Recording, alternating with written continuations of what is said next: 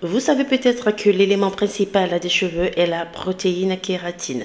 Vous savez probablement aussi que cette protéine est ce qui donne aux cheveux de la force, de la protection et de la structure. Lorsque les cheveux sont exposés à plusieurs reprises à des traitements inappropriés, cette kératine se décompose et les cheveux s'affaiblissent, perdent leur élasticité et sont plus sujettes à la casse.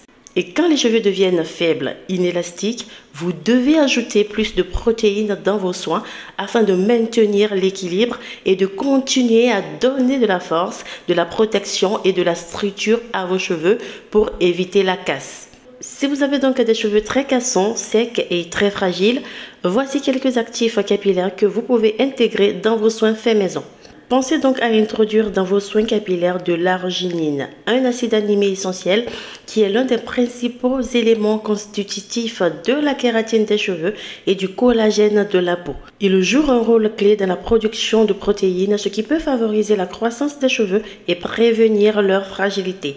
D'origine végétale, il est souvent utilisé dans les produits capillaires pour ses propriétés revitalisantes et fortifiantes. On retrouve souvent cet ingrédient dans des soins visant à freiner la chute de cheveux et à augmenter la résistance de la fibre capillaire. Il se dose entre 0,1 à 5% en tant qu'actif capillaire. Il est soluble dans l'eau dans un pH allant entre 3 à 9. Il s'utilise donc dans des émulsions, dans des solutions aqueuses. Vous pouvez ainsi l'introduire dans vos shampoings et après-shampoings, dans vos masques capillaires ou des lotions et sérums capillaires aqueux. Je le conseille pour tout type de cheveux, particulièrement des cheveux abîmés, cassants et ternes. Le deuxième sur ma liste, c'est de la phytokératine. La phytokératine permet de renforcer naturellement la kératine présente dans la structure de nos cheveux, de nos ongles et de nos cils. La phytokératine permet aux cheveux cassants de retrouver une élasticité maximale. Elle améliore également l'hydratation de la fibre capillaire en favorisant leur capacité à absorber et à retenir l'eau. En l'utilisant régulièrement dans vos soins capillaires, vos cheveux seront fortifiés, retrouveront beaucoup plus de douceur, de souplesse, de brillance et seront moins sensibles à l'électricité statique. Il se dose entre 1 à 5% du poids total de votre préparation. Il est soluble dans l'eau à ajouter en fin de préparation, de préférence après refroidissement. Vous pouvez ainsi l'introduire dans vos soins fortifiants, dans vos shampoings, dans vos masques et soins sans rinçage, etc. Je ne l'utilise pas très souvent parce que j'ai un penchant pour un autre actif qui me convient parfaitement et que j'estime encore plus efficace. Il est également sur la liste, vous l'aurez très bientôt. En tout cas, pour toutes les personnes qui me suivent depuis un moment sur cette chaîne, vous devez déjà savoir de quel actif il s'agit. On va faire un jeu sans tricher, vraiment sans tricher. Vous allez le dire en commentaire avant bien sûr de continuer cette vidéo. Je vous dis bien sûr sans tricher. Allez, je vais voir. La protéine de soie est le troisième actif fortifiant sur ma liste. La protéine de soie contient de la cétéine qui est nécessaire pour produire une nouvelle kératine et renforcer les cheveux. C'est un actif conditionneur et fortifiant capillaire. Lorsque vous intégrez de la protéine de soie dans vos soins faits maison ou que vous utilisez des produits contenant de la protéine de soie, vous allez ainsi renforcer vos cheveux, vous allez améliorer l'élasticité de vos cheveux, ce qui va naturellement vous permettre d'éviter la casse. Vos cheveux vont pouvoir retenir plus longtemps l'humidité puisque c'est aussi un humectant, ce qui va naturellement les rendre plus souples, plus doux et moins cassants. Et comme aucune protéine, la protéine de soie améliore la brillance des cheveux. Vous pouvez la trouver sous forme poudreuse ou liquide comme la phytokératine. Elle est soluble dans l'eau à ajouter en fin de préparation, de préférence aussi après refroidissement. Et se dose entre 1 à 3% du poids total de votre préparation. Vous pouvez l'utiliser dans tous vos soins rinçables, tout comme sans rinçage. La protéine de riz, c'est un actif fortifiant et voluminateur. Ses propriétés nourrissantes et fortifiantes redonnent de la résistance et de la texture aux fibres capillaires. Il est adapté pour les cheveux très secs, abîmés, ternes et surtout cassants. Il est soluble comme les autres actifs que dans l'eau ou dans une solution ou formule contenant de l'eau.